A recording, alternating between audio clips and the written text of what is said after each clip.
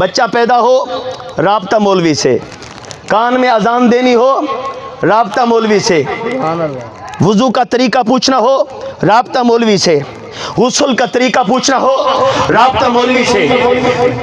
निकाह करवाना हो, राब्ता मौलवी से। कोई फौत हो जाए, गुस्ल देना हो, राब्ता मौलवी से। कफन पहनाना हो, राब्ता मौलवी से। जनाजा पढ़ाना हो, राब्ता मौलवी से। निकाह का मसला पूछना हो, राब्ता मौलवी से। ज़कात का मसला पूछना हो, राब्ता मौलवी से। हलाल और हराम का मसला पूछना हो, राब्ता मौलवी से। जब बेइज्जती करनी हो, वो भी मौलवी की। अल्लाह अकबर। ये भी तो अलमिया है ना जी। वो लोग जिन्हें वुज़ू का तरीका भी सही नहीं आता, गुस्ल का तरीका भी सही नहीं आता, वो भी इमाम मस्जिद के आके बेइज्जती करते हैं।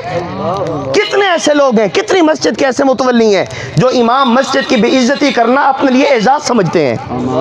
हजरात मोहतरम, बैदी हाथ खिंचते अपनी कच्छ विच, बैदी हाथ विच ते अपनी कच्छ विच। दूसरे की आंख का तिनका इंसान को नजर आ जाता है, अपनी आंख का शतीर भी नजर नहीं आता।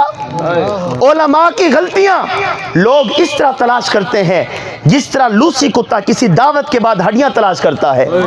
जिसके पीछे नमाजें पढ़ते हैं उसी की गिबत करते हैं, उसी की बुराइयां करते हैं। मेरे दोस्तों, अपना एक मुसद्दस पेश करने लगा हूं।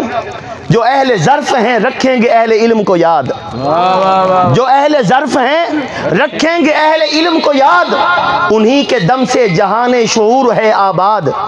है उनसे दुश्मनी तो दुश्मनी है बेबुनियाद। ज़माना कदर भी करता है गर तो मौत के बाद। रज़ा और सब्र के मजहर ज़िया के वारिस हैं, ये जान लो उलमा अंबिया के वारिस हैं। गिरामी कदर हजरात, हमारे मदार